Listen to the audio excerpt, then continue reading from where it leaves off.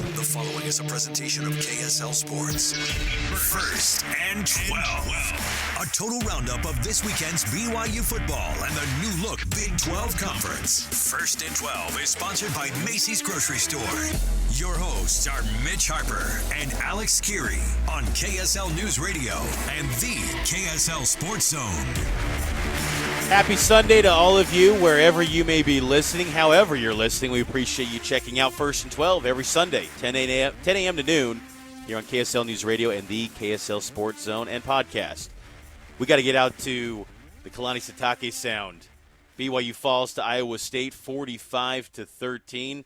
This is head coach Kalani Sitake at LaVell Edwards Stadium last night after the loss. All right, well, not a good outcome, and before I talk about some of the other stuff, I want to give credit to Iowa State and Matt Campbell and his staff. Did a great job getting their guys ready, and from what I understand, they still control their destiny and they have a chance to win the conference. We are nowhere near that right now. We got to find a way to win one more game so we can get have an extension on the season, and so I was hoping that we'd have a better chance of doing it tonight. We'll have to be ready for the game next week, our last game at home, and against Oklahoma, who's a ranked team. So that's, I believe, the last two teams on our schedule are ranked. So, but I thought Iowa State did all the things they needed to do to win the game. They attacked us on all three phases. And if you look at the stats alone, you can see that they won a turnover battle. I've mentioned, you guys heard me talk about this, the third downs have been an issue for us on defense and on offense. And so looking at the 1 for 11 on third downs is not good enough, and 1 for 4 on fourth downs is horrible. So it's not good enough. Football, defensively, it's 8 for 14, but I believe they were 6 for 8 to begin the game on third downs, and just a lot of things that didn't go well. Those are the things that stick out the most to me. And defensively, not taking care of the run game.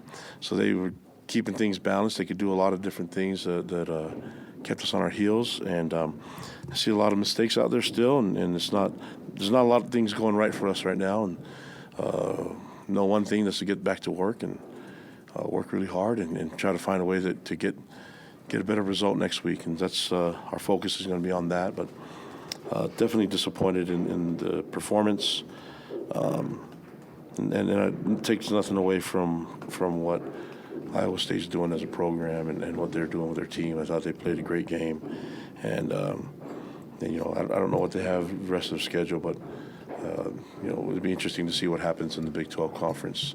We'll be watching it and trying to do whatever we can to create some chaos by just trying to get another win. And we have a great opportunity next week to play against a really good Oklahoma team. But we got to get back to work and try to get some things resolved and find some momentum, especially after coming off the 3-game losing streak right now. So take any questions you guys have. Kalani, what's happened to the defense to where you guys you can't come up with stops right now? Yeah, that's a good question.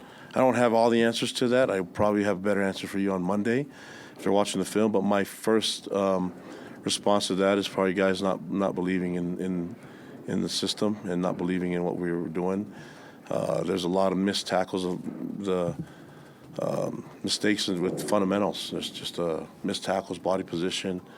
A lot of guys slipping all over the place, not making plays. And defensively, you have to stop the run. You have to figure out a way to stop the run.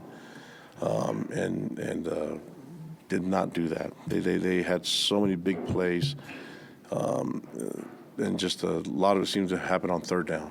So we've got to figure that out. And there's probably a bunch of different ways to get that done. But I'm open for all of it, and I'm looking forward to fixing that and getting that done by the time we take the field again next week. When you say guys aren't bought into the system, are players not bought into what Jay Hill's coaching? I've been around this scheme for a long time, most of my career. And the way it works is everybody's got to do their 1/11th. And so when your opportunity comes, you got to find a way to make plays. And that's but we're responsible for that. Me as a head coach, all the coaches on defense, Jay Hill and the rest of them, we have to find ways to get our guys to do their part, and everybody's got to do their part, starting from me. So that's just not good enough. And if we're going to stop the run, this is a gap sound, assignment sound type of defense. There's teams that are out there that are running the same type of scheme and system, and they're having great success at it. We've had great success with it early in the season. So we've got to find guys that can get it done, coach it the way it's supposed to be done, and then find ways to be effective. Kalani, the way the game started, coming off a tough loss, you want to come out strong, but then fumble on the kickoff, an interception, another fumble on the kickoff. It's got to be hard, to just be hit like that, the way the game started. Yep, and that's, take care of the football, good ball security. If individuals can't do that, then they can't play football here. So just being careless with the football does not work here.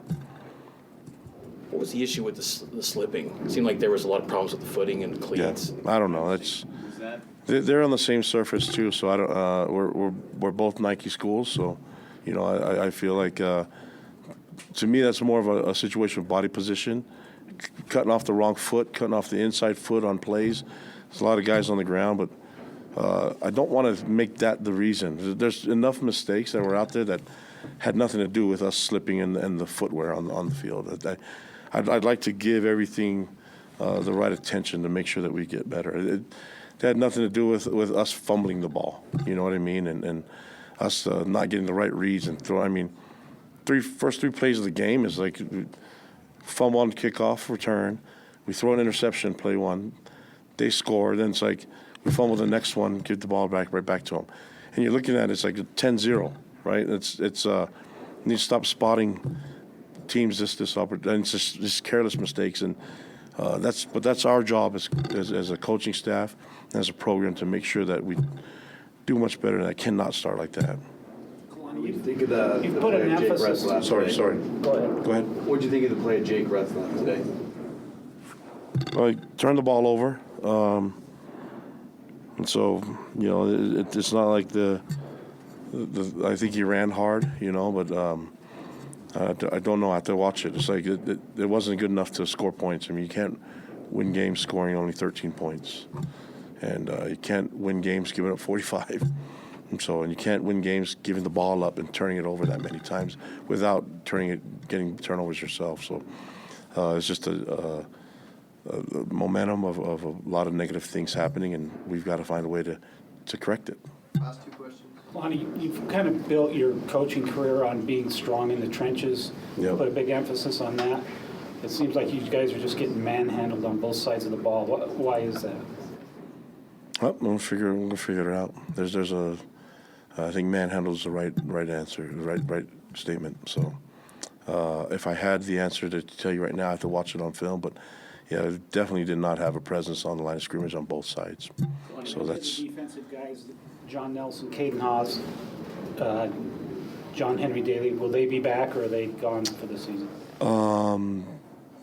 No, I think John Nelson there's a chance. Caden, there's a chance, but they haven't practiced, so until they get on the field practicing, then probably questionable more than anything. How much are these blowout losses impacting the culture of your program right now and the belief? The culture is going to keep thriving. We have to build on the culture. We can handle tough times and adversity. That's part of life.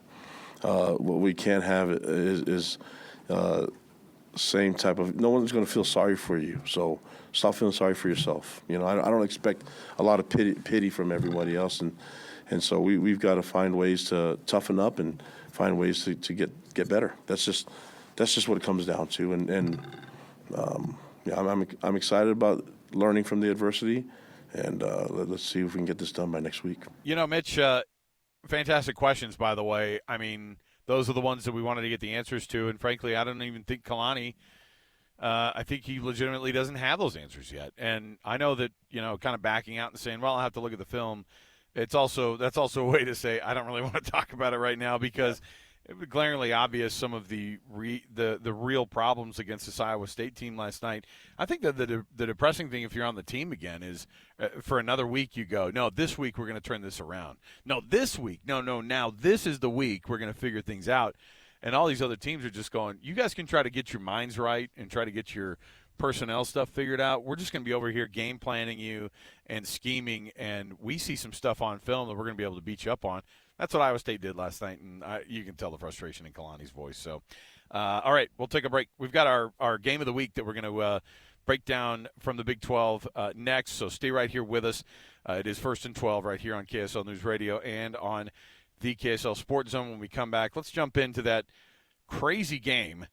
Speaking of which, you can feel okay about things if you're a BYU fan today because, Oklahoma State lost to UCF by 6 touchdowns. So we'll come back. We'll talk about that. Stay with us right here on 1st and 12.